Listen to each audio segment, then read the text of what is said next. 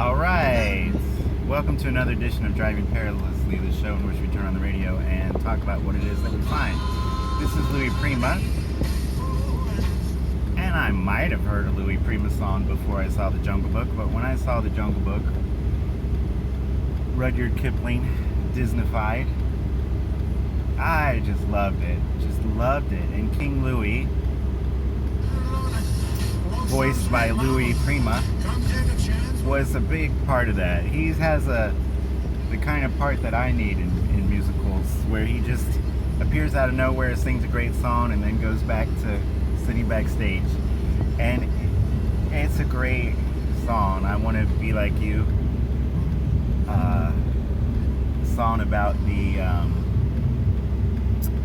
what is he? An orangutan?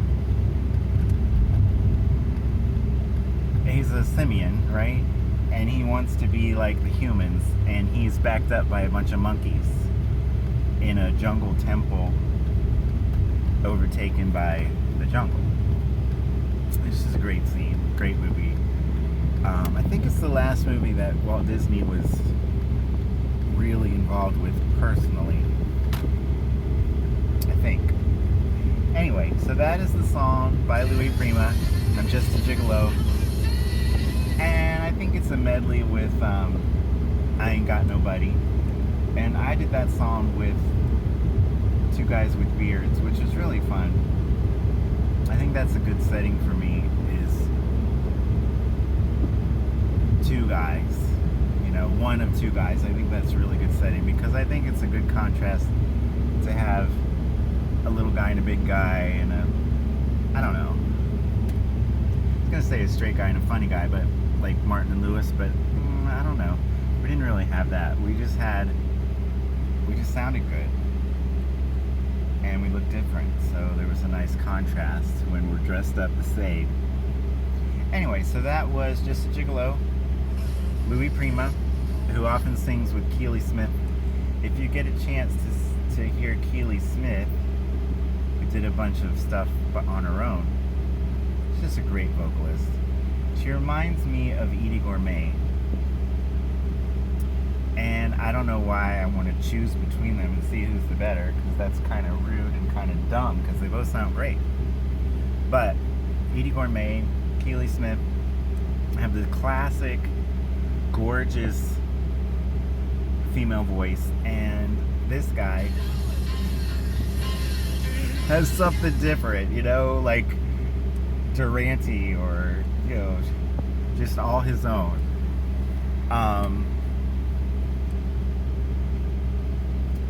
And I met his son, which is an interesting story I don't know much about, but I bet it's a very interesting story. I think there's a book there that I'd like to read sometime. So I don't know anything about Louis Prima except for his stage persona and movie persona in The Jungle Book.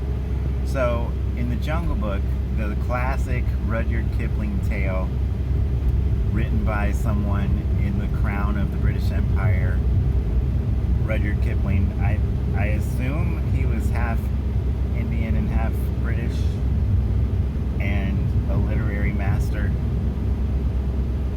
The example of those two cultures fused together, I think. And he wrote The Jungle Book, which introduces us to Mowgli. And there's live action versions of The Jungle Book before and after the cartoon Disney version. And they're special. Those talking animals and the boy who's grown up feral, and the difference between animals and people.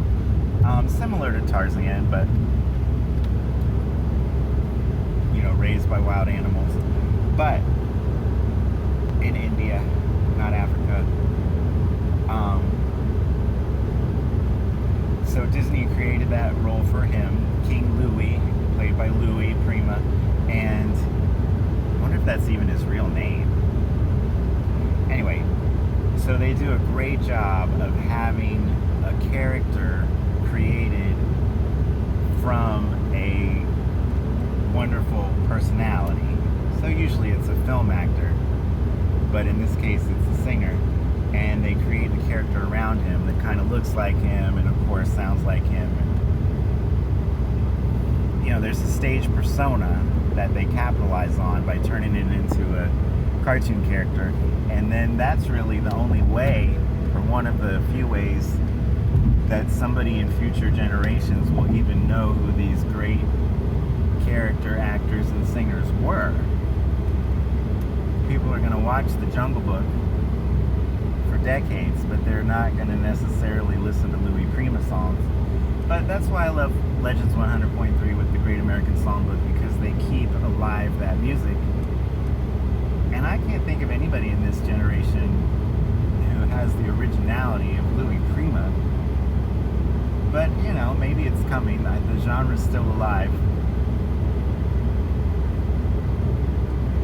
So, the character I'm thinking about now that they created for someone who has a larger-than-life persona already in the entertainment business is Roseanne Barr. They created a cow for her. The movie is Home on the Range. And I'm always interested in what Disney does, because they're really good storytellers, and I have such fond memories from the movies that I think were better before I was born, and then again in the 80s with the renaissance of Little Mermaid, Beauty and the Beast, Aladdin, and Lion King. And then the ones before that, Cinderella, Snow White, Sleeping Beauty. Of course, Cinderella's not even that good of a movie, but it's great characters, right? So they create these characters. Home on the Range, the cow character is arranged around Roseanne, the Louis Prima one I just mentioned. Interestingly, the voice of Kaa, the snake, the evil snake with the hypnotic eyes in Jungle Book, is also voiced by the same guy that does Winnie the Pooh. So that goes against the grain. Instead of finding someone like Ava Gabor and turning her into Bianca, the beautiful mouse in The Rescuers, someone who epitomizes the character on screen that they are off screen. You've got one guy who is the evil snake and the innocent Pooh bear. So that's interesting. That's not something that they did often, I don't think. I mean, Adriana Castelletti, or whatever her name is, the original Snow White, well, not original, but the Disney Snow White from 1937, you know, she sang like that. She acted like that, a young girl, you know, on the cusp of womanhood.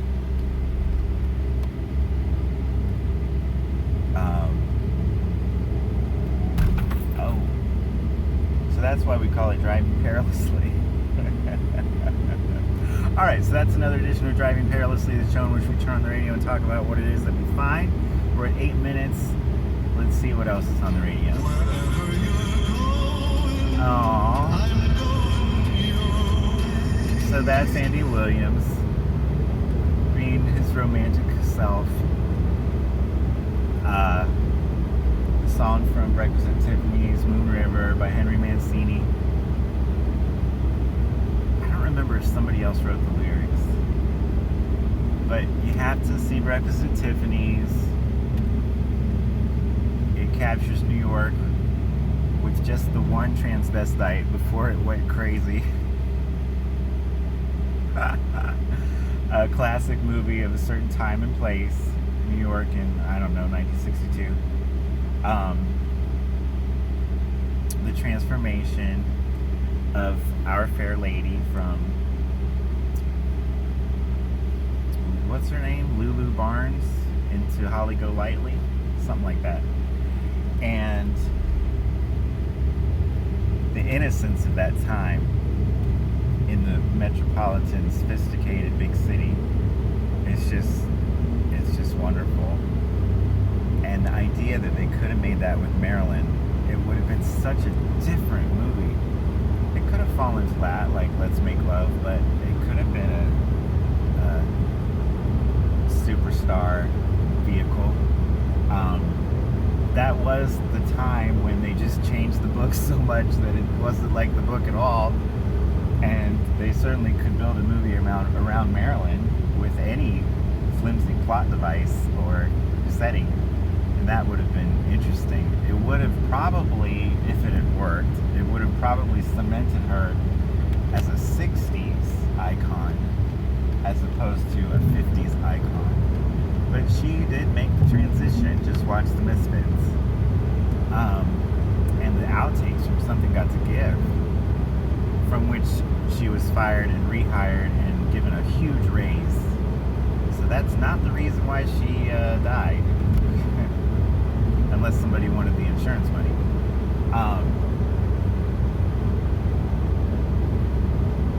So listen to Audrey Hepburn sing Moon River in Breakfast at Tiffany's. That's really her voice, unlike My Fair Lady, where it's dubbed. Supposedly she was heartbroken when she was cast as Eliza Doolittle in My Fair Lady. You know, Audrey Hepburn is always Hathaway, you know, starting out one thing and ending glamorous at the end. And she supposedly thought she was hired to sing My Fair Lady. And that would have been interesting. It would have been a different movie, I guess. But supposedly she took voice lessons and she tried really hard. And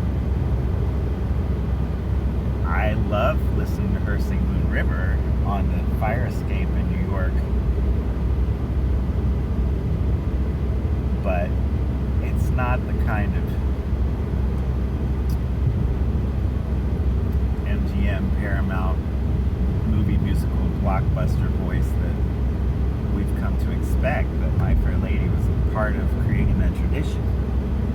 But anyway, that is today's episode of Driving Perilously, and we will pick up at another time.